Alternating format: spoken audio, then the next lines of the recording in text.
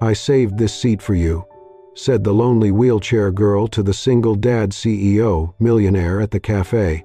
The soft hum of jazz floated through the morning air of Vista Rose, a cozy little cafe nestled on the corner of Maple and Fifth. Sunlight poured through the wide, arched windows, casting golden reflections across the hardwood floor.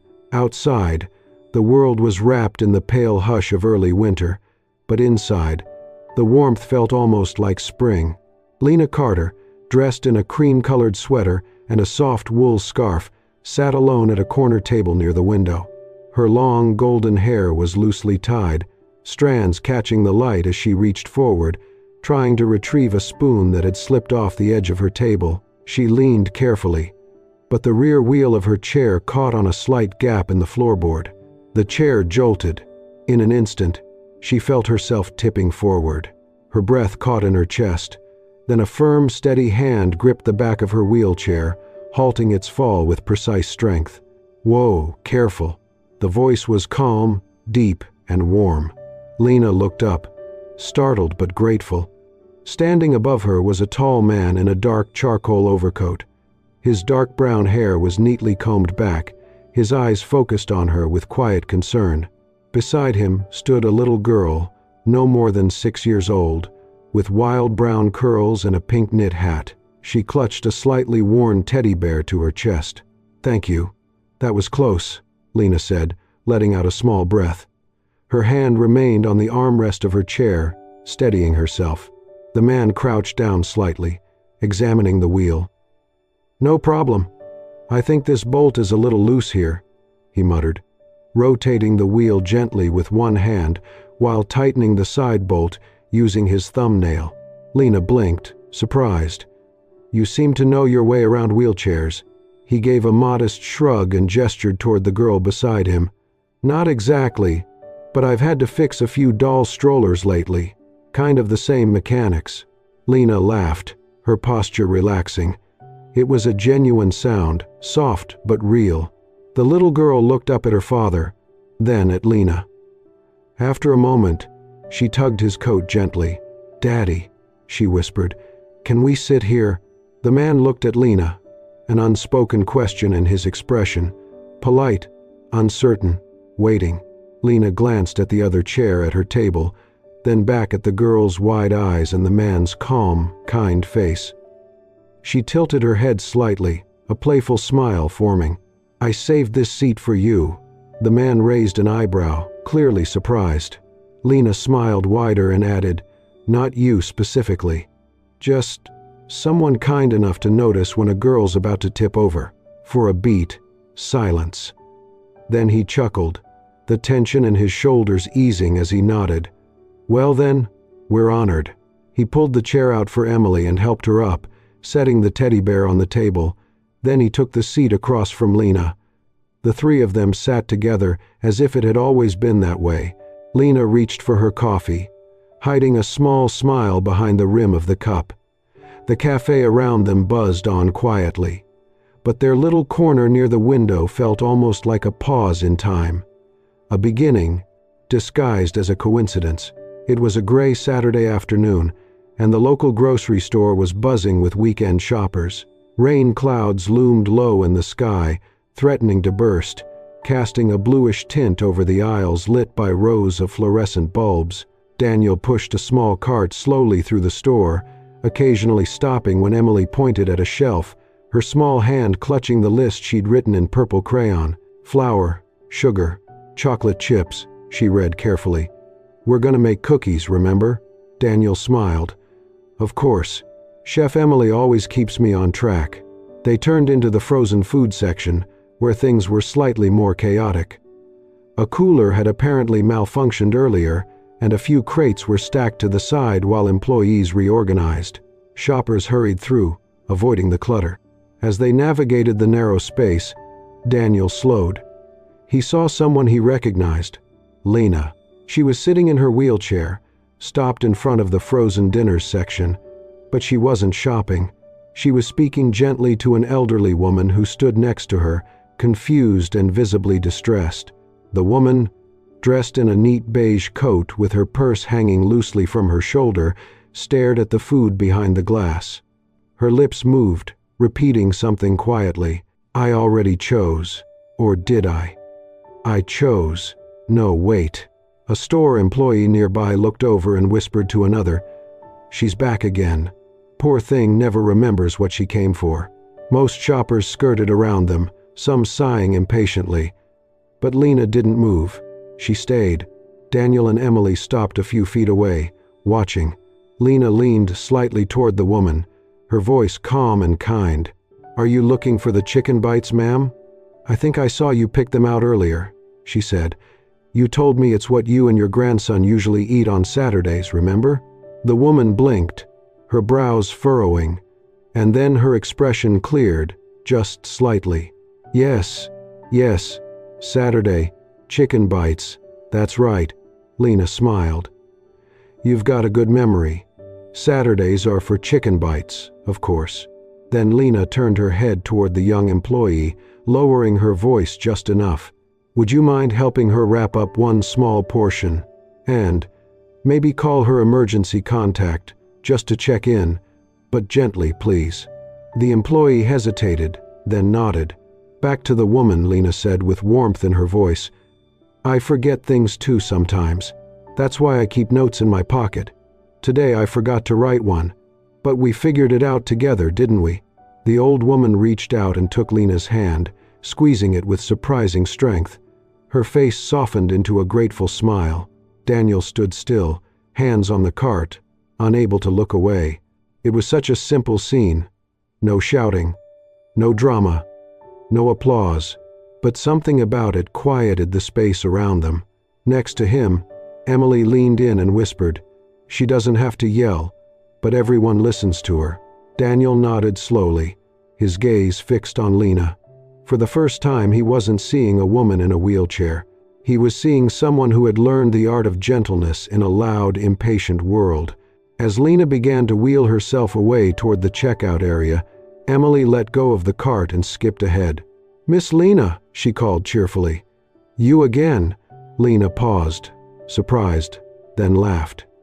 "And here I thought I was the only familiar face at the grocery store today." Daniel caught up, a faint smile playing at his lips. "I used to think I was pretty good at handling situations. Until 5 minutes ago."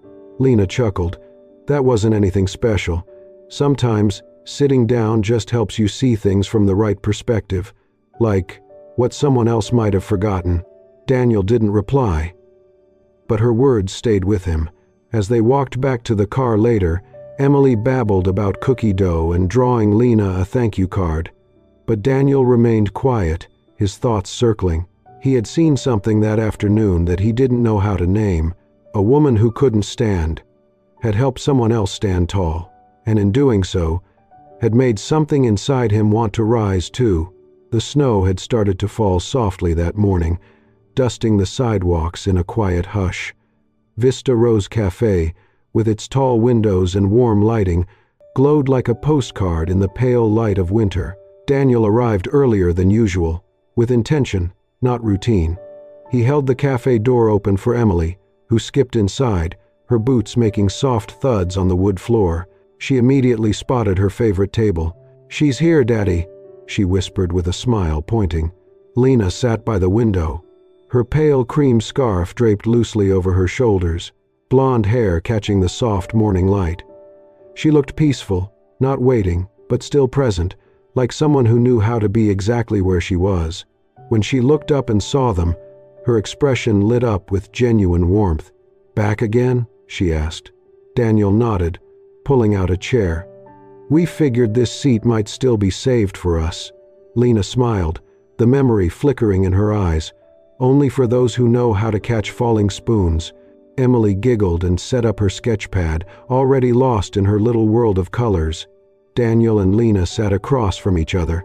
The comfort of silence settled between them for a moment, not awkward, just full. Then, Daniel leaned forward slightly. "This might sound strange, but I saw a video a while ago. A ballet performance, a solo dancer under golden light. She looked exactly like you." Lena's eyes didn't flinch. She paused, then gave the smallest nod. "That was me," she said softly. Her fingers traced the rim of her mug. "I trained at the New York Academy of Ballet. Full scholarship. They said I had a future on the international stage. I believed them. I wanted to believe them." Daniel said nothing, letting her speak in her own rhythm. "I had a flight to Paris. First overseas performance. The night before, a drunk driver ran a red light. She looked down. I woke up 2 weeks later, and I never stood again." Daniel's eyes dropped to the floor, heavy with the weight of what she said. "But that wasn't the worst part," Lena continued. "The man I loved, my boyfriend at the time, never came to the hospital. Not once. No call, no explanation. He just disappeared." She met Daniel's eyes then, calm but unguarded. "Losing my legs hurt, but realizing I had loved someone who couldn't love me beyond the spotlight, that was the deeper wound." Daniel exhaled, his fingers tightening around his coffee cup. "I'm sorry," he said. "And it was more than a courtesy." Lena shook her head gently. "No need. We all have our scars. I just don't wear mine where people expect them." There was a pause. Then Daniel said, "I lost my wife 3 years ago. Cancer. It was slow and fast at the same time." Lena's expression softened. "I kept thinking, if I worked harder, if I found the best doctors, if I said the right things, maybe I could save her, but I couldn't." He glanced at Emily, who was quietly drawing. "After that, I stopped trying to get close to anyone. I didn't want Emily to lose someone again. Or me." Lena followed his gaze. "You know," she said slowly, "maybe Emily doesn't need someone to replace her mom." Daniel looked at her. "Maybe she just needs someone who's not afraid to sit down and draw with her." The words hung in the air like a soft chime. Daniel's chest tightened, not from pain, but from recognition, from truth. He studied Lena again. Not the wheelchair, not her past, just her. And for the first time, he realized this wasn't a woman to be pitied. She was a woman who had fallen and stayed down long enough to learn how to rise in a different way. And maybe, just maybe, she wasn't dancing alone anymore. The green bloom garden stretched wide under the soft spring sun, its paths winding between blooming shrubs and tall, whispering trees. Children's laughter floated through the air, mingling with the rustle of leaves and the splash of water from a nearby fountain. Beneath a white canopy near the center of the garden, Lena Carter was already at her station. Her wheelchair sat in front of a long wooden table where pots of watercolor, brushes, and sketch pads were neatly arranged. The air smelled of grass, citrus blossoms, and something lighter, hope. Art and Nature for Kids was a monthly program hosted by the nonprofit Lena volunteered with. It welcomed children with emotional challenges, learning differences, or physical disabilities. Today, the garden became their open-air classroom.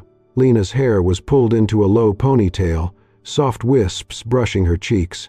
She wore a linen blouse smudged with paint and a name tag.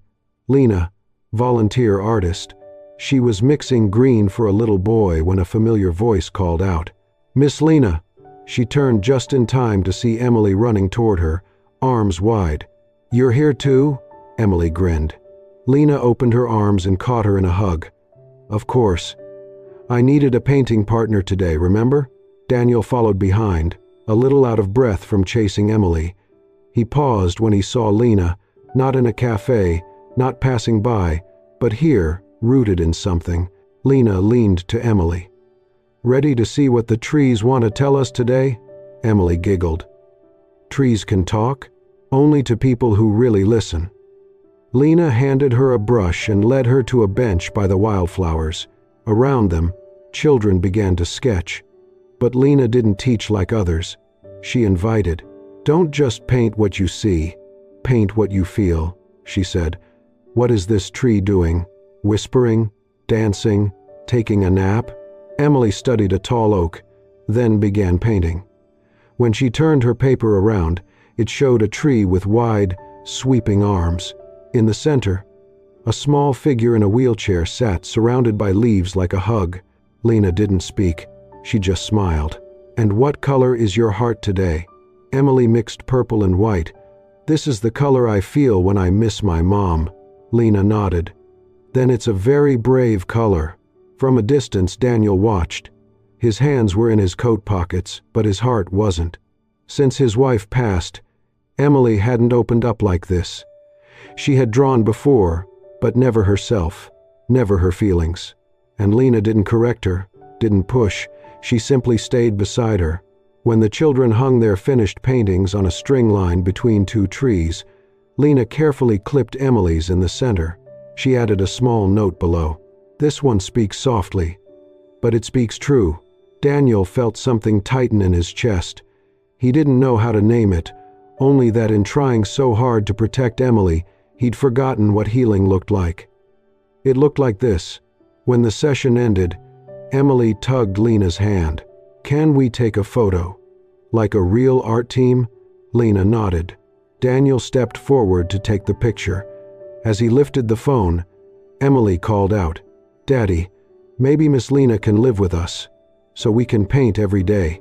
Daniel laughed, too fast. "That's a big decision, sweetheart."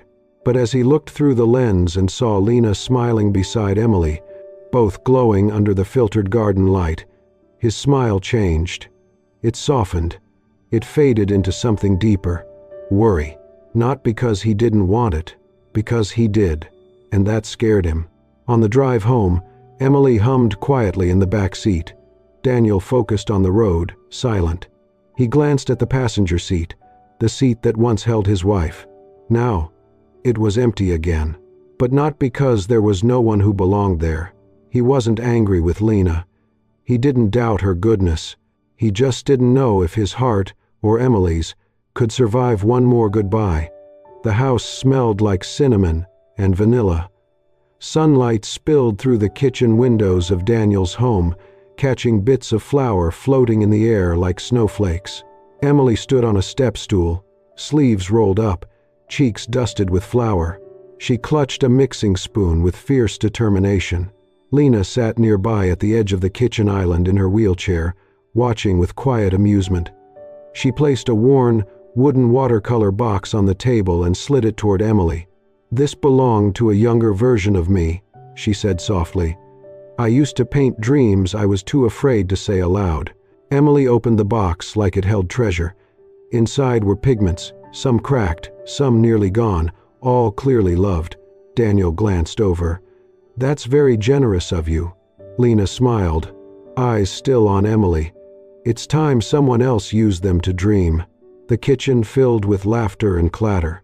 Dough stuck to palms and counters. Emily squealed when Daniel dropped a spoon into the batter. All three wore aprons that quickly collected paint splatters and flour smudges. At one point, Emily pulled out fabric markers and declared the aprons too boring. She drew a big red heart on hers. Lena painted wings on hers. Daniel, after much struggle, sketched a tiny spoon next to Lena's name, an inside joke, subtle and sweet. By late afternoon, they sat on the kitchen floor, eating warm cookies off a mismatched plate. The sunlight had turned golden. For a moment, they looked like a family. Then Emily clapped her hands. "Can we paint on the big paper now? On the floor?" She rolled out a large sheet across the living room rug, placing brushes and jars in the center. Lena hesitated, fingers gripping the armrests of her chair. "I can help," Daniel offered. "I've got it," Lena said, shifting her weight to move. The wheel caught. Her balance tilted. Daniel moved fast, one hand on her shoulder, the other steadying her back. "May I?" he asked gently. She hesitated, then nodded. He lifted her carefully from the chair and lowered her to the floor beside the paper. It wasn't awkward. It was intentional, careful. His arms cradled her with a respect that didn't need words. Their faces were close. She turned away first. He stayed still a moment longer. Emily's voice rang out. "I'm painting Miss Lena as a fairy sitting on a cloud." They both laughed, too softly. But their smiles didn't fade. Later, after Emily fell asleep, Daniel and Lena sat by the window, sipping tea. The quiet was warm and full. Lena stared at the garden. After the accident, It wasn't the pain that haunted me. It was being touched. Every time someone helped, it reminded me I'd once been loved. Daniel looked at her. My wife died 3 years ago. I couldn't save her. I keep telling myself not to care too much again, because what if I lose it? Lena turned to him. You don't have to save anyone, Daniel. Just being there, that's already enough.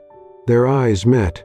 No confessions, no promises, but something passed between them, something real. That night, after Lena left, Daniel sat alone, flipping through Emily's drawings. Lena appeared in every one, smiling, dancing, flying. A chill crept in.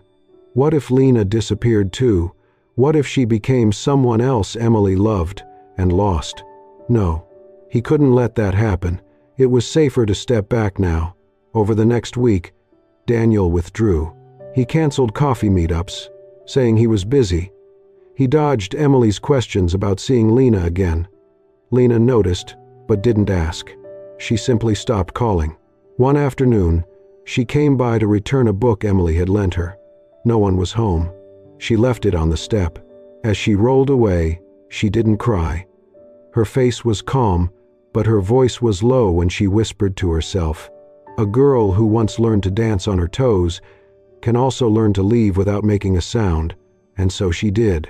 The afternoon light stretched long shadows across the cracked pavement behind the arts center. Lena moved slowly down the narrow path beside the parking lot, her arms steady on the wheels of her chair, a canvas tote resting in her lap. She had just finished a painting session with the kids at the community arts center and was feeling tired, but full in a quiet way. Her thoughts drifted toward the idea of hot tea and silence. Then she heard laughter. Sharp, mocking. 3 teenage boys stood ahead, near a rusted metal fence. They noticed her and immediately straightened, exchanging glances. "Hey, ballerina," one called out. "Lose your legs in rehearsal?" Another snorted, stepping into her path. "You twirl on those wheels, or just roll downhill." Lena didn't answer. Her fingers tightened on the rims of her wheels. "Come on," the third boy said, pulling out his phone. "Let's get a video. Viral ballerina does a spin." Before she could react, 2 of them stepped to either side of her chair and started shoving gently, left, then right, then back again. It wasn't hard, but it was enough to unnerve her. Her bag fell, her breath caught. "Stop," she shouted, her voice cracking. "That's not funny." But they laughed louder. One leaned in, camera aimed at her face. Lena stared straight ahead, her jaw clenched. She didn't cry, she didn't scream again, but her hands shook, gripping the chair. And then, everything stopped. A car door slammed. Footsteps, calm, deliberate. Daniel. He had been driving by, on his way to pick up Emily, when he saw the scene from the street. Now he stood in front of Lena, between her and the boys, tall and composed. "Step back," he said, voice low even. "Right now." The teens hesitated. One laughed nervously. "What, you her boyfriend or something?" Daniel didn't blink. Instead, he raised his phone, already recording. "This is being sent to the police in 10 seconds. Keep smiling." The air shifted. The boy holding the camera cursed under his breath. Another muttered, "Let's go," and within moments, they were gone. Retreating down the alley with forced bravado, silence settled again. Lena exhaled shakily. Daniel didn't ask if she was okay. He didn't touch her. He simply walked behind her, gently took the handles of the chair, and guided her out of the alley toward the sidewalk. Once they were out of the narrow path, he knelt beside her. They laughed, he said softly, because they saw something stronger than them and didn't know what to do with it. She didn't answer, but her eyes shimmered, not with tears, but with the effort of keeping herself together. Daniel drove her home. Neither spoke for a while. The quiet between them wasn't awkward, just fragile. Finally, Lena said, "It's not the first time something like that's happened, but it's the first time someone stepped in." Daniel glanced at her. "Because they thought you were weak?" She shook her head. "No, because you thought what they did was wrong. That's different." He nodded slowly. "I've kept people at arm's length for a long time," he said. "Told myself it was to protect Emily. But now I think maybe it just kept her from trusting anyone." He reached over and took her hand. Lena looked down at their hands, then up at him. She didn't pull away. "I don't need someone to rescue me," she said, voice steady. "But if you're offering to walk beside me, I won't say no." Daniel held her gaze. "I missed my chance once," he said. "I'm not doing that again." They sat quietly for a moment, fingers still intertwined, the car parked under the shade of an old maple tree. No dramatic promises, no swelling music, just a quiet kind of beginning. The next morning, the car turned off the main road and into a quiet alley flanked by old brick buildings. Daniel kept his eyes on the street, saying nothing. In the back seat, Emily kicked her legs, humming to herself. Lena glanced at him. "You're being mysterious," she said with a raised eyebrow. "You'll see," Daniel replied, a small smile tugging at the corners of his lips. He pulled up in front of a low building with arched windows, dusty but graceful. A sign above the door read, "Studio Elan." Lena's breath caught. She didn't ask anything. She just stared, the world falling away around her. Daniel stepped out, opened her door, and offered his hand. She took it silently. As they entered the studio, the air seemed to shift. The space looked just as she remembered. Polished wooden floors, full-length mirrors, a long barrel along the wall. Sunlight streamed through high windows, casting golden light across the floor like gentle spotlights. Lena wheeled herself forward slowly, fingers brushing the bar. She reached the mirror, running her palm across the worn glass. Her hand stopped at a faint scratch, the very place where she had once fallen. It was still there. "I used to be here every day," she whispered. "This was everything, and I left without saying goodbye." Her voice trembled. Emily walked up and gently took her hand. "Then, maybe today is your hello again." Daniel quietly connected his phone to a small speaker. Soft piano notes filled the room. "It was Claire de Lune," Lena gasped. "That was my first solo piece." "I know," Daniel said. She rolled to the center of the room, eyes ahead. She closed them. Inhale, exhale. Then she lifted her arms, elbows high, wrists curved, fingertips poised. Her movements were graceful, controlled. Though her legs were still, the upper half of her body spoke fluently in the language of dance. Her face softened as the music wrapped around her. Daniel stepped behind her and gently placed his hands on the handles of her chair. He began to push, not just forward, but in slow, sweeping spirals that matched the music's rhythm. Lena didn't resist. She let him guide her, moving as much with him as with the music. From the front, Emily stepped in, grasping Lena's hand in hers. Her other arm rose high above her head like a tiny ballerina. She twirled with them, laughing, her curls bouncing with each turn. Together, the three of them created something wholly new. Not a duet, a trio. The woman in the chair, the man guiding her, the child connecting them both. They spun in circles. Emily's laughter filled the air. Daniel's steps were soft but sure. Lena's arms flowed like ribbons of wind. In the mirror, they weren't a man, a woman, and a child. They were a family, moving, breathing, believing. At the musical peak, Daniel lifted the chair into a slow, gliding turn, almost like a grand ballet lift. Lena raised her arms wide. In that moment, she didn't feel the chair beneath her. She felt sky. As the last note faded, Lena's eyes shimmered. She laughed through quiet tears. "I thought I'd lost the dance," she whispered. "But maybe I just needed a new partner." Daniel stepped beside her, crouching down. "I don't know how to dance," he said. "But if you'll let me, I'll keep spinning your wheels as long as you'll have me." Lena blinked, overcome with emotion. Before she could respond, Emily leapt between them. "And I'll hold your hand, so you never fall." They laughed together and sat in silence, letting the moment rest between them. Later that week, Lena sat at her desk, hands trembling slightly as she opened her laptop. She began typing a new project proposal, dancing from the heart. a ballet therapy program for children with disabilities, focusing not on steps, but on expression, on storytelling, on healing. Movement would no longer be defined by height, precision, or speed. It would be measured in feeling. She didn't need to stand to teach dance. She was already standing, where it mattered most. Spring filtered softly through the windows of the repurposed studio, the same place that once served coffee and quiet conversations. Now, sunlight danced across canvases and wooden floors, landing on colorful artwork, ballet bars, and small hands gripping paintbrushes.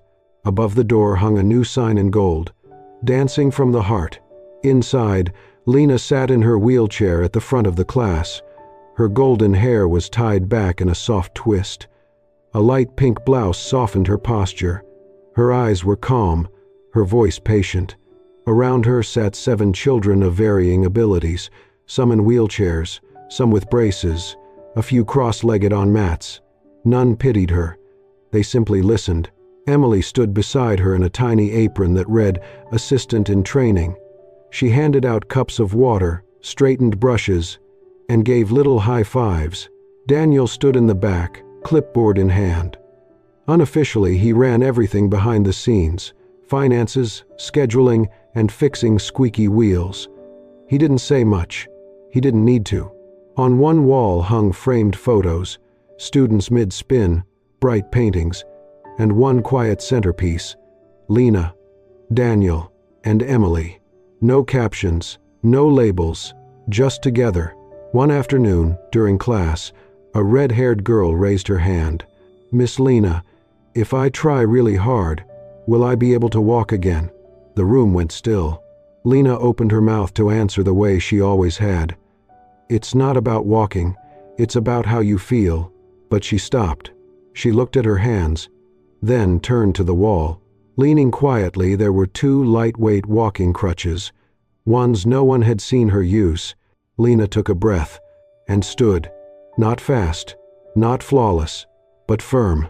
3 steps, small, careful. Forward. The room exploded.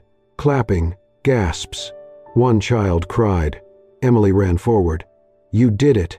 Lena smiled through tears, pulling her close. Daniel didn't move. One hand on the chair beside him, the other covering his mouth. His eyes glistened. He said nothing. He didn't need to. That evening, after everyone had gone, the 3 of them sat on the front steps of the studio. A soft breeze rustled the leaves. The scent of cocoa drifted faintly in the air. Emily curled beside Lena, head in her lap. "If you were my mom," she asked sleepily, "would you let me have a cat?" Lena grinned, brushing a curl from her forehead. "I'd let you have a whole army of cats if you wash the dishes every night." Daniel, standing behind them, chuckled. "That's an official parenting answer." No one used the word family. No one said "I love you," but it lived in the quiet, in the closeness. Later that week, Daniel sat in the studio after hours, surrounded by paperwork and quiet. The door creaked. He turned. Lena stood in the doorway. No crutches, no wheelchair. She moved slowly, one hand trailing the wall for balance. "I don't know if I'll walk like before," she said softly, "but I've stopped dreaming of falling." She took another step. "Now, I dream of running." Daniel stood. He didn't go to her. He let her come to him. The next morning, Emily pinned a new painting to the wall. 3 people, hand in hand. A woman in pink, dancing, gold hair shining, a tall man behind her, a little girl twirling between them. In purple crayon at the bottom were 5 words. "Still dancing, still together." The camera pulled back. Through the glass, Lena stepped outside, arms lifted, turning gently in the spring light. Not afraid, not looking back, just dancing. If this story touched your heart, imagine how many more are waiting to be told. Lena's journey reminds us that even when life changes our path, it doesn't take away our ability to move forward or to love again. If you believe in stories that heal, inspire, and stir the soul, don't forget to subscribe and hit that hype button to support the soul